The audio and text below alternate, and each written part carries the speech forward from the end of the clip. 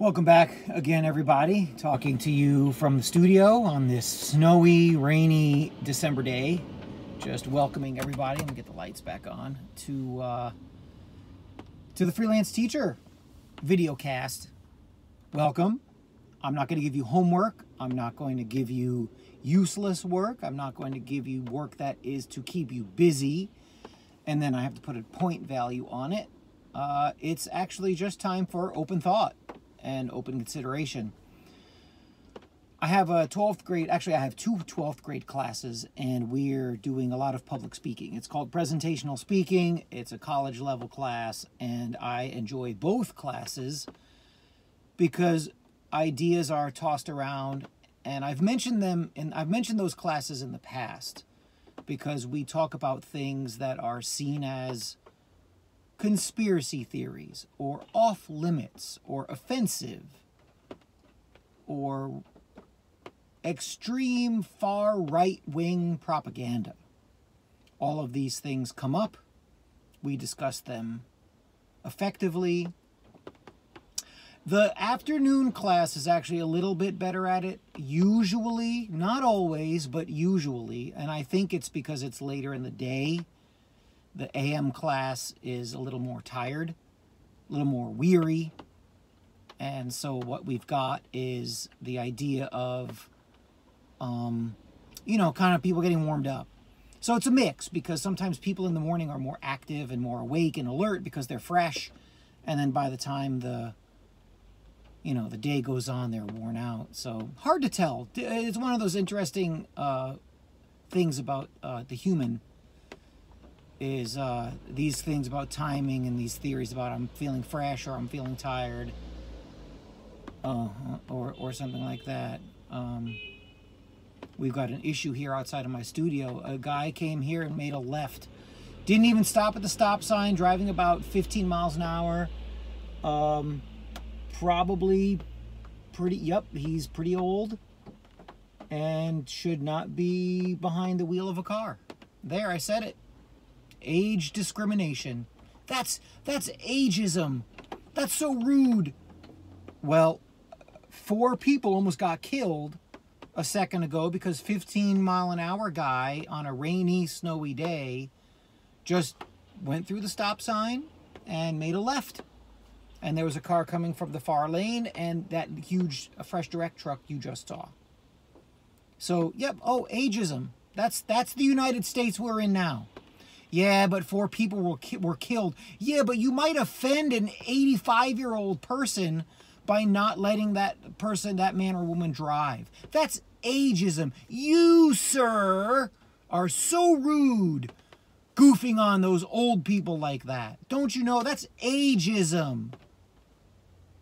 And, how many more deaths do you need before, I don't know, some politically incorrect thing that happens to be true is finally brought to light, and we stop the mass murder of people? Odd segue, because I'm going to give the SUPA presentational speaking classes an article on fluoride. Now, already half of you are like, oh my God,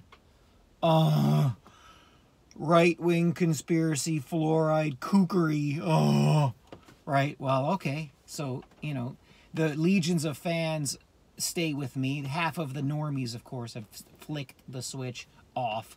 But yeah, I'm going to give them an article on fluoride. It's actually, I have it here. It's actually called Fluoridation Revisited. It was written in 1993 by Murray Rothbard. And it's one of those things where Rothbard has done what he and many other researchers and libertarians and people without a dog in the race are able to do. Dispassionately analyze something and see if it merits a revisiting, see if it merits analysis. And so what Rothbard did, and others have done, but Rothbard's a more careful researcher and a better writer than most of them, is he looked at the fluoridation genesis. Why, in post-World War II, did the United States have this fluoridation craze to help fight off cavities in Americans between the ages of 5 and 9. Now, I said that on purpose because the pro-fluoridation people say it helps prevent cavities in children between 5 and 9. They don't even pretend to say that there are benefits for anyone over the age of 9 or under the age of 5. They don't. That's the party line is between those numbers. So you should ask yourself, any thinking person, and this is the lesson here really, because this is going to be a short video cast because I've got only about 5 or so minutes left. Any thinking person will be like, well, wait a minute. Why those numbers? Why 5 and 9? Where is that coming from? And where did this all start? And why did it start after World War II? Right? So that you're going to have people who are going to think that, which I think is a rational line of thought. Other people, the people I implore you to avoid at all costs, are the people who are like, oh, are you one of those conspiracy theorists? Are you someone who's like some kind of anti-government weirdo? Everybody knows that fluoride is good for you. Everybody knows that fluoride will help you. That's why they put it in toothpaste. Okay? If fluoride is good for you, why does your fluoridated toothpaste say if consumed too much by a young person, I think it's under 2 years old, I think, might be 18 months, you know, very young human takes in the fluoride in the toothpaste, call poison control. Oh, well, you, sir, you obviously don't understand. We're talking about dosage, and it's the dosage that's bad for young people. Well, if you put fluoride in water, how can you control the dosage? Isn't medicine about giving the right dosage to the right age and sized person? Children's Tylenol has a graph on it that says if you're this age and this number of pounds, put in this many ounces in the cup and give it to your child if he's got a cold or a fever.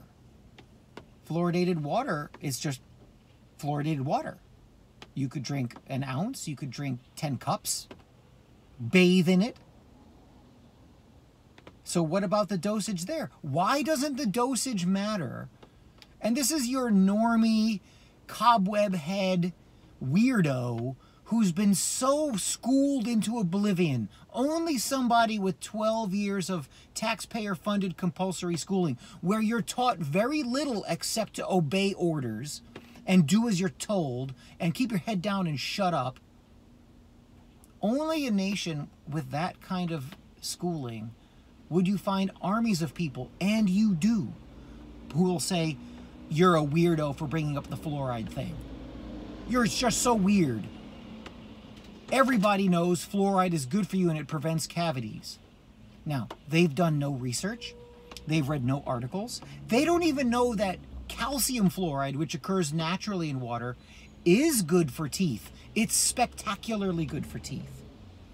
But that's not the fluoride they put in your water or the fluoride they put in your toothpaste. That's sodium fluoride. And because they've ruined the science curriculum where all they learn about is that the earth is turning into a fireball and we're all going to die in 12 years. So now they don't even know what you mean. Calcium fluoride, sodium fluoride, whatever, must be the same thing. I mean, it's that bad.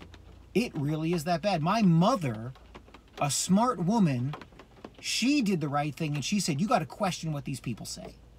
And that's what I'm now passing down to you. You need to question this kind of stuff. And I'm going to give this article to my class from the Rockwell-Rothbard report that was printed in 1993, written in 1993, and it's Fluoride Revisited, because I'm going to ask them, did it persuade you that fluoridation is good or bad, or did it move the needle? Did it in an article? What did it do to convince you one way or the other? Now, if I remember, I'll link the article down to you, and you can read it yourself. But this is the kind of thing I do a lot. This is the kind of material we have in class, and I'll tell you what, students really like it. There is hope. Young students enjoy it. I had a student tell me he enjoyed my class. He's like, this is the first English class I've liked. That made me feel good, right? I'm doing something, affecting somebody in a positive way. You can do the same thing. You don't need degrees. What I do with those students is say, okay, here's how you present. Here's how you convince. Here's how you persuade. These are the tools you use.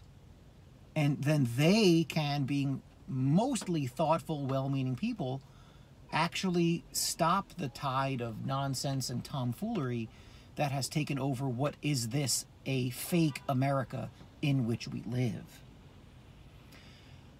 Thanks for listening. I'll see you next time. No homework, just read the article, which, if I can remember, we'll link in the notes below.